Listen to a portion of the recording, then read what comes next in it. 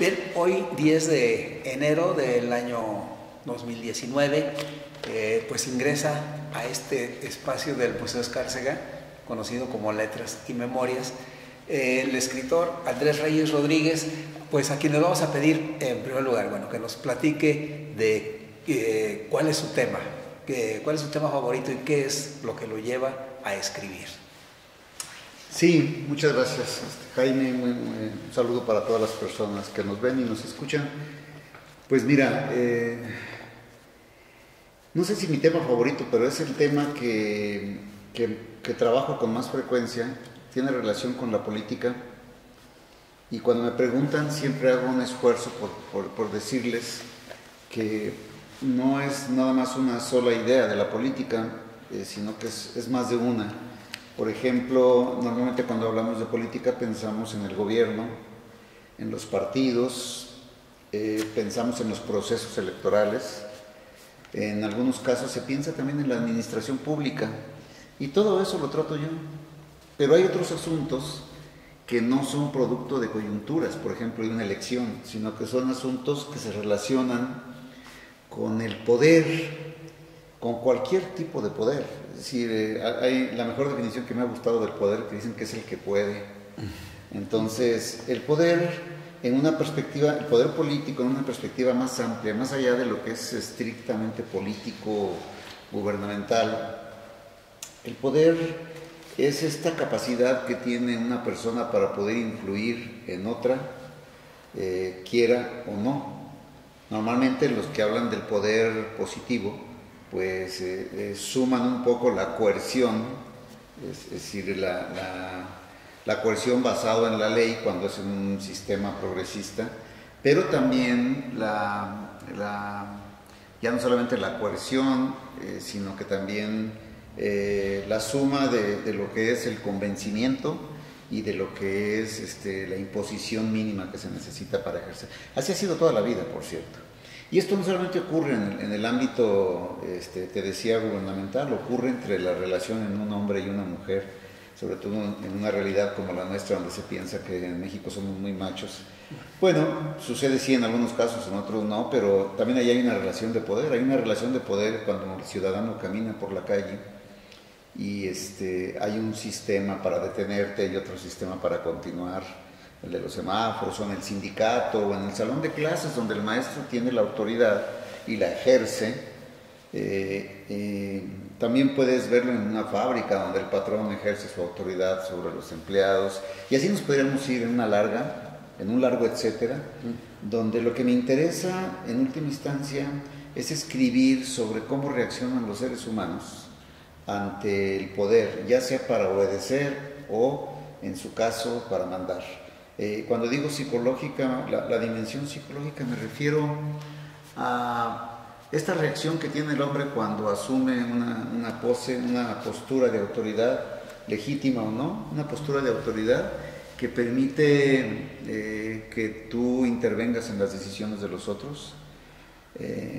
Normalmente la gente dice de manera coloquial, cuando estás en un café, se subió a un ladrillo, ¿no? Porque una persona sin poder es una, pero con poder es otra. Este tipo de cambios de conducta son los que me interesan. Y también las conductas de los seres humanos frente a la autoridad y frente al poder. O sea, cuando no lo tienes el poder, ¿cómo actúas con ellos? Seguramente a ti como periodista te habrás dado cuenta que una persona opina distinto de un político cuando está en un café que cuando lo tiene cara a cara. Su actitud cambia el rol, suele ser más violento, si se puede utilizar esa expresión, suele ser más combativo, más inconforme, más extrovertido cuando está en la intimidad de un café que cuando tiene enfrente a alguien que tiene poder. Hay un poder del que no hablé aquí, pero que forma parte también de esto, que es el poder del saber. O sea, de hecho, las instituciones universitarias de todo el país, de todo el mundo, no tienen normalmente, su principal virtud no es el dinero, ni tampoco es un ejército, ni una policía, no tienen ese tipo de poder, tienen el poder del saber, que durante mucho tiempo fue monopolizado por la Iglesia. En sociedades ya como la nuestra, el poder del saber también forma parte de esta esfera de intereses personales. Y eso es en lo que yo escribo. Ujú. A ver, ¿y porque cómo empieza esto? Yo supongo que la investigación pues fue antes Sí. que el empezar a escribir, Sí, ¿verdad? sí, sí. Entonces, a ver, ¿por en qué momento decides, a ver, todo esto que ya conozco, que ya investigué, que ya sé cómo es, ¿por qué? ¿En qué momento Sí. voy a escribir? Hay como muchas cosas en la vida que a veces nos determina el azar. Yo estaba en la universidad trabajando como profesor y un grupo de maestros y yo acordamos hacer lo que luego sería la primera encuesta electoral en Aguascalientes para conocer las preferencias de los electores de manera anticipada. Entonces hicimos una encuesta, presentamos un resultado de la encuesta y cuando se acabó el semestre en el que estábamos trabajando, por distintas razones, los profesores que formaron parte de este círculo pidieron permiso de trabajo, se salieron de trabajar de la universidad o simplemente ya no les interesó seguir con el tema. Y como nosotros publicamos este texto a nivel nacional, nos empezaron a hablar quién podía hacer, en la siguiente elección, quién podía hacer un reporte sobre Aguascalientes. Y como ya no había nadie, nada más estaba yo, pues entonces me empezaron a pedir.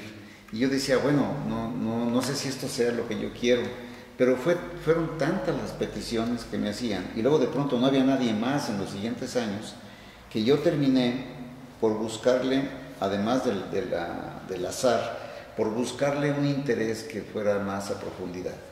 Y eso me llevó, para decirlo de una manera muy sintetizada, a estudiar, a contar votos, por decir de algún modo.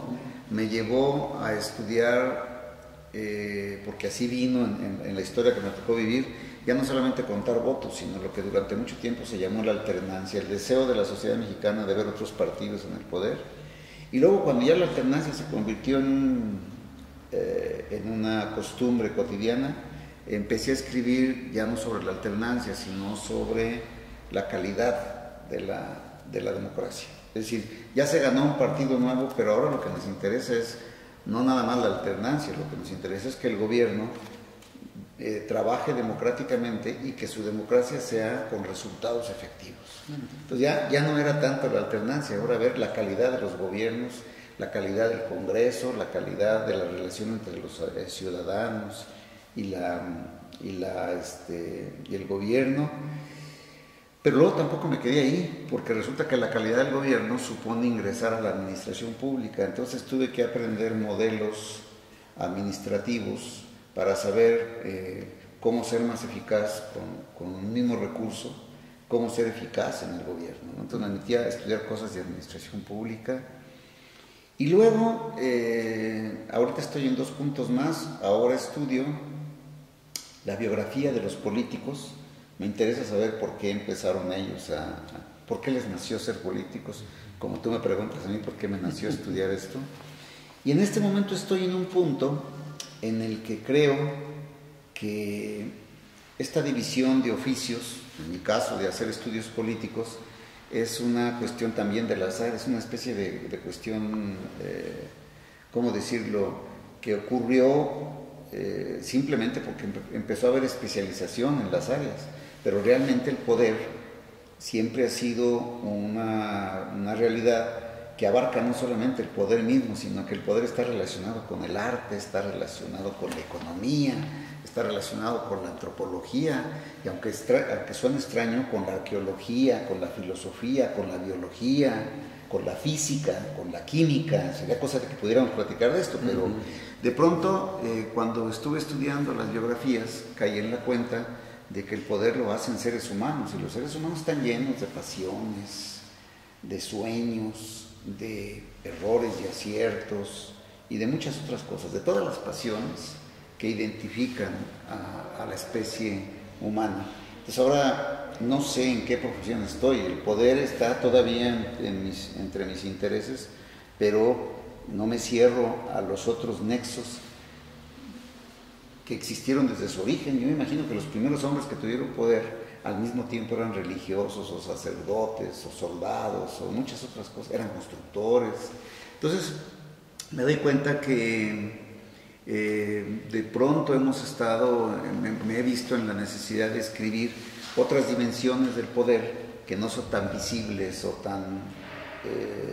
que no son tan evidentes como para la gente, ¿no? La gente escucha política ahorita y no quiere saber de la política. Así es. ¿Qué le dirías, por ejemplo, a un niño, a un jovencito que comienza a escribir o que manifiesta alguna inquietud por escribir? ¿Qué le dirías? Sí, si fuera una sugerencia, yo le diría, bueno, que aprenda a disfrutar la lectura. Cuesta trabajo como padre, como hermano, como profesor, decirles con qué lectura empezar. Mis hijos aprendieron con Harry Potter porque en esa época estaba muy de moda. Pero yo creo que Harry Potter tuvo muchas virtudes y una de ellas fue que de pronto los jóvenes leyeron lo que no leían antes fuera de la escuela, quiero decir. Entonces yo digo que hay que buscar una lectura, un tema que sea de su interés y que lo disfruten leyendo. La lectura como una herramienta correcta para leer está bien, que es lo que nos enseñan un poco, la velocidad, la claridad, etc. Pero la lectura por placer es la que yo recomendaría. O sea, hay que buscar una lectura que no sea por obligación, sino que por un gusto que tú escoges un tema. A nosotros de niños nos gustaban cuentos. Ahora algunos teóricos dicen que la manera de empezar a leer clásicos es en la adolescencia. Depende de la edad en la que hablemos, ¿no? Los niños muy pequeños aprenden por modelos del padre, de los héroes, de algún personaje de la ciudad o de la familia. Pero si fuera con adolescentes, yo les sugeriría que ahora es el momento de estudiar a los clásicos. Después ya no va a ser posible. Creces y sí, lees uno que otro, Jaime, pero no, ya como que te absorbe estar metido en tantas lecturas contemporáneas y en periódicos y ahora con las versiones electrónicas que de pronto es difícil que regreses. Por eso es que muchos sugieren empezar a leer a los clásicos entre los 15 y 16 años. Así es. Bueno, pues esta entrevista va a estar en este espacio que el Museo Escárcega le dedica a los escritores de Aguascalientes. Y el Museo Escárcega pues se ha distinguido por tratar de acercar a los niños. Bueno, por acercarlos más bien a los niños, incluso ir por ellos a sus comunidades y traerlos y que conozcan. Y bueno, pues aquí van a ver esta entrevista y van a, pues si alguien se interesa por los temas que tú abordas, podrán ver qué es lo que tú piensas y qué es lo que tú sugieres para la gente que... Yo aprendí a gustar de la lectura por los cómics y hoy los niños vuelven a leer cómics. Entonces me parece que esa es una buena puerta de entrada, Jaime. Me faltó decir eso. Ajá. Bueno, muy bien. Pues muchas gracias. Andrés, no sé si quisieras agregar algo. No, nada más agradecer y saludar a toda la gente. Hecho. Gracias.